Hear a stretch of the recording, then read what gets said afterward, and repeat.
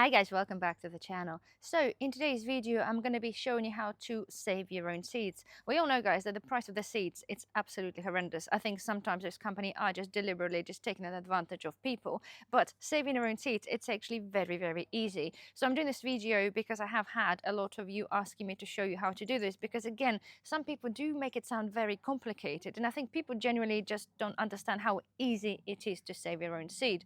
So we're now currently at the end of the summer, a lot of things coming to an end, and of course there's a perfect timing to save your own seed. Also saying that the advantages of saving your own seeds, as a fact is, you'll be saving yourself quite a lot of money, and the second advantage is as well that the seeds that you grow in your own garden, if you harvest your seeds every year and continue growing the same produce from your own seeds, the seeds and the plants get adapted to the area, to the soil, to the climate they are in. That's meaning that they'll produce a better yield years to come. So in this video I'm going to try to make it very straightforward. I'm going to show you around the garden in terms of what seeds are ready, and I'm going to explain to you at what stage you should be picking your seeds. I'm going to harvest them, and then we're going to be going into the greenhouse and I'm going to show you what the seeds look like and what to look out for.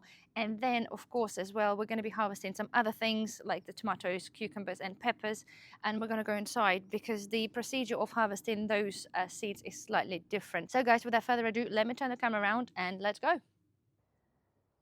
So first of all, we're going to be starting with a very easy thing, the runner beans. My runner beans have now finished and a few of them been kept in here for the seeds. So what you need to be looking out for, guys, is a dry pod. The whole idea is you want to collect the seeds when the weather is dry. So now you can see this pod is dry, it is yellow, and the one behind here you have slightly green. So this pod is yet not ready to be harvested for the seeds, yet those ones are. As you can see here, okay, the longer they'll sit or the longer they are on a plant, they'll start to get a little bit moldy, a little bit manky. Ideally, okay, try to avoid this sort of thing. The beans inside are still okay, right? You can see this is actually a Norma.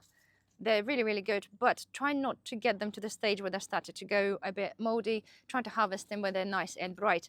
I've got some in the greenhouse there, so I'll show you that in a minute, but this is the stage you need to look out for. Right guys, this is my peas. Again, I've been left them, they've been left here for a little bit too long. As you can see, they're starting to go a little bit manky, but if you see again, if I just open this up for you, the peas are generally look still okay. I do have the perfect example in the greenhouse, which I'm going to be showing you in a minute, but try not to leave them again to the same stage. Just get them a little bit earlier when the pea pods are a little bit brighter. So on the way here, right, this is the calendula. And again, if you want to collect the calendula seeds, it is very easy. Calendula pretty much self-seeds itself. You can see the pods on the top, right? If I just take this in, all of those are seeds. And as they drop, they self-seed. And generally, it really doesn't require you collecting seeds unless you want to grow this for something in a specific place. But what you got to do with that is just literally get your hand. Okay, again, do this when it's dry and just collect them. They look like little... Here we go. Okay, this is literally as straightforward as that. Here we are, look. And they produce so many. Every flower produces a good 20-30 little seeds. So there we are. But as we are here on the flower subject as well, so we have here marigolds. This has been my own safe seed marigolds. They seem to adapt it and they grow much taller than an average marigold. But the stage we're looking for is here. You can see the flowers finished and are now produced a little bud. And you can see they're drying off. So let's pick the driest one. Okay, I pick a couple here and I'll take them to the greenhouse and we'll have a closer look. So here guys, right, this is rocket that I didn't do so well here, has been manched, but I do have a lot of rocket. And you can see the seed pods of the rocket here. Okay, they're very thin, very slim, but here we are, look here, let me just get that in.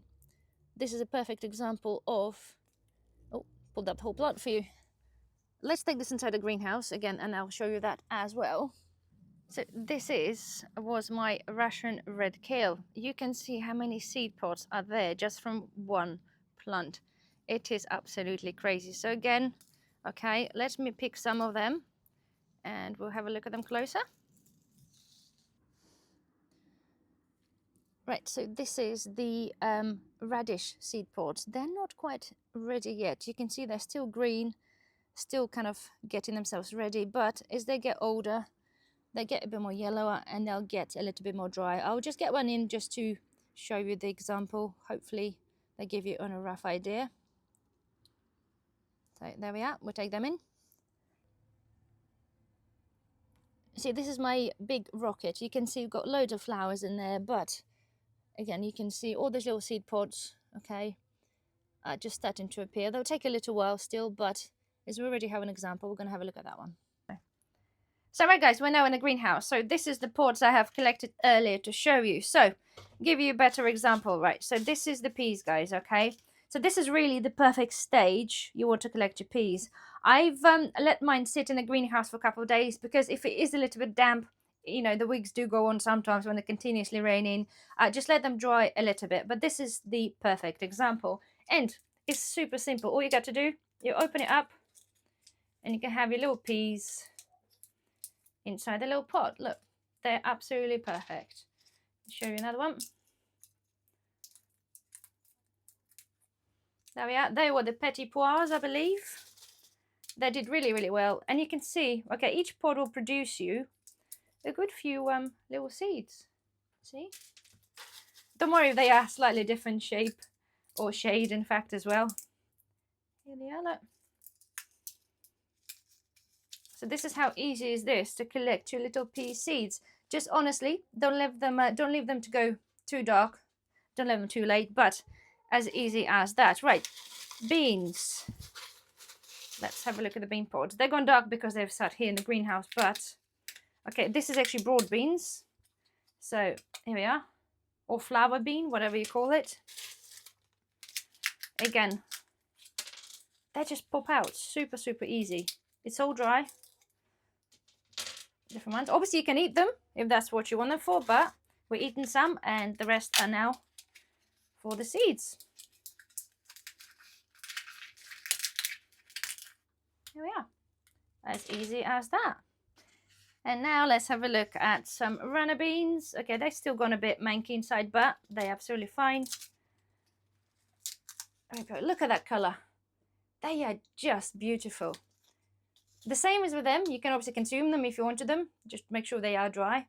They'll sit in your pantry, or collect the beautiful beans. Again, colour of them will vary depending on the variety that you've bought originally. But normally if they are purple, you bought them purple, they'll produce you purple pods. Or beans, sorry. Okay, so there we are, look. As easy as that. The same applicable is, guys, to a French beans. Okay, the beans are smaller. They come either white or black on the inside, and the pod sizes are different. I don't have any here for you to show you, but the principle is identical. Make sure that the pods are totally dried and then get them out.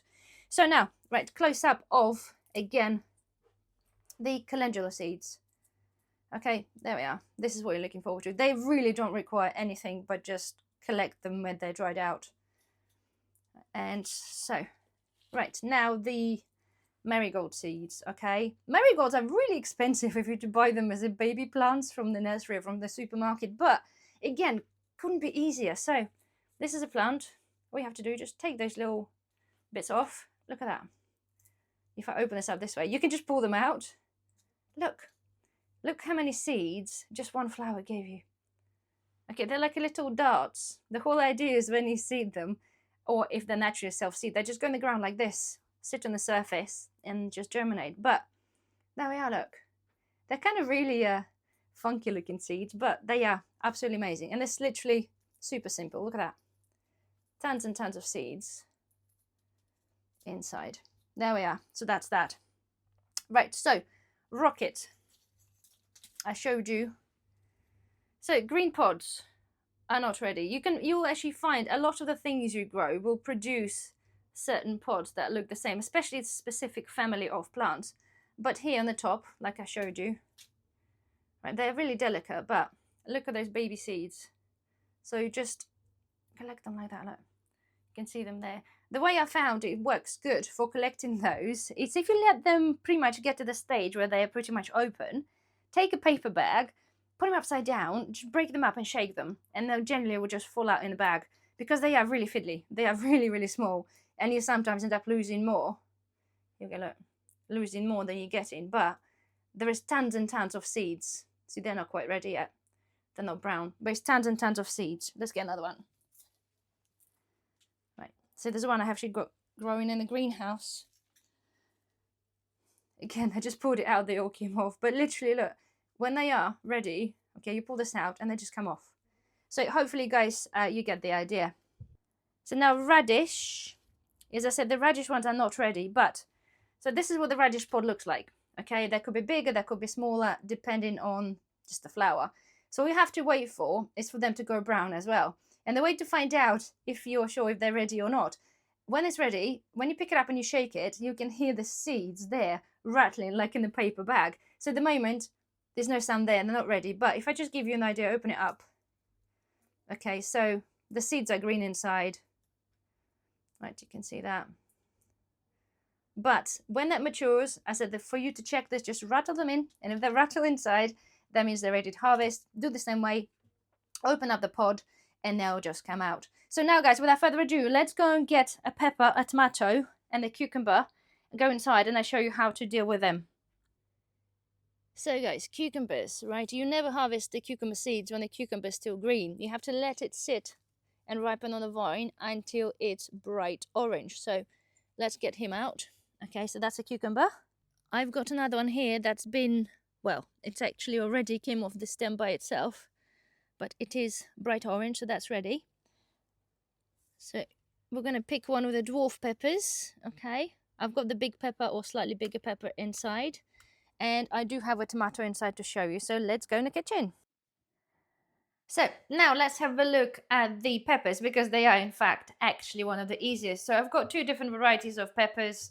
Okay, this one I believe is called Afterglow, but they are little mini little peppers, and this one was just a normal pepper that is a little bit small. But generally, right, you can cut whatever way you want, but the pepper seeds are generally right on the top. So cut it up, open it up. Okay, and you can see it's not a huge amount of seeds, but again, varieties of pepper do give you different amounts. All you have to do, just get yourself a kitchen towel. Okay, you can get yourself a bowl first, it's up to you, and just flicker them off. They come off really easy. Okay, scrape them off.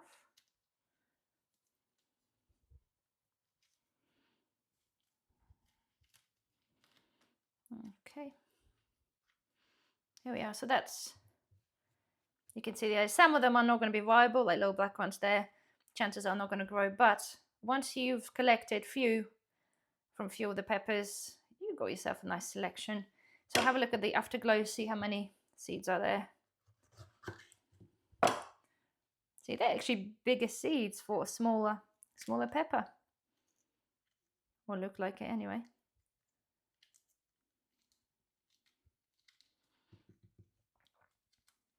Here we go. Right. So that gives you an idea, look. Little seeds. So they are pretty much good. All you have to do, just put them in the warm room or windowsill somewhere on the kitchen towel to dry out fully. You have to make sure the seeds dry before packaging them away. To be fair, generally 2-3 days is enough. Don't put them on anywhere that's too hot. Otherwise you end up cooking them or roasting them. But other than that, so this is how you deal with the peppers. So guys, now let's have a look at the tomato. So I've got the tomato here for us. So let's cut it in half. The best thing normally is to pick the healthiest, okay, and the ripest tomato to collect the seeds. The idea is generally it's the survival of the fittest. So the stronger the plant that you pick, the better the seeds, thus yielding you a better result. So for the tomatoes, it's not really that straightforward, because as you can see, the tomato seeds have the little membrane around them, a little bit like a jelly around. So that will basically stop your seed drying out properly, and in fact, it will just end up rotting. So the process with the tomatoes, if you get yourself a little bowl or anything that you want, basically just get seeds out. I just normally squash them out. You can use a knife, but sometimes you find you might damage some seeds. Okay, so they come out nicely out there. Okay, there we go. All the varieties do have a totally different amount of seeds. So get this out. Maybe not too much of the flesh, but nonetheless, right, so you've got some seeds in there. So all you have to do, guys, is to add on a little bit of water, put the lid on, and let them ferment for a day or two. The idea is we want to get rid of that jelly thing around the seeds. So if I show you here, right, this one's gone a little bit manky, but this is my yellow seeds, right? So they sat here for about 4 days, started to go a bit more than the top, not a problem. Basically, this process will separate your seeds from the membrane. So now, all I'm going to be doing is put this through the sieve, rinse it under the water, and I'm going to spread my tomato seeds on a kitchen towel again, like we did with the peppers. So put them on the paper, let them dry, okay? And in about 3 days, they'll be ready for you to put away. Very, very straightforward. Right, now, let's have a look at the cucumber. Has to be orange, okay? Has to be a bit squishy. So let's that cut. And there we are, look. We've got some seeds. They come out really, really easy. So the same process, see that? And the same there. You will cut some in half the way I've done it, but here we are. So the same process is applicable. Take yourself a little cup and just squash those. Look at them. They're just coming out.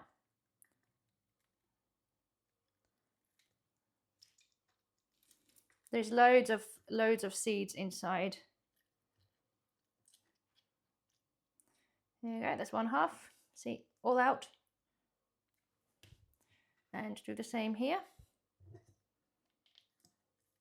Again, you can do this with a spoon, whatever you want. I just do that. Works for me.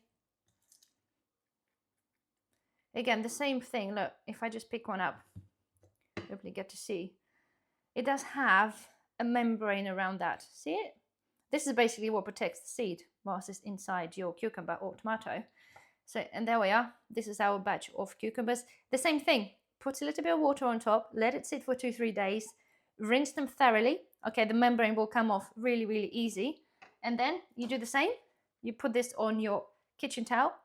You let them dry, and then your seeds are ready.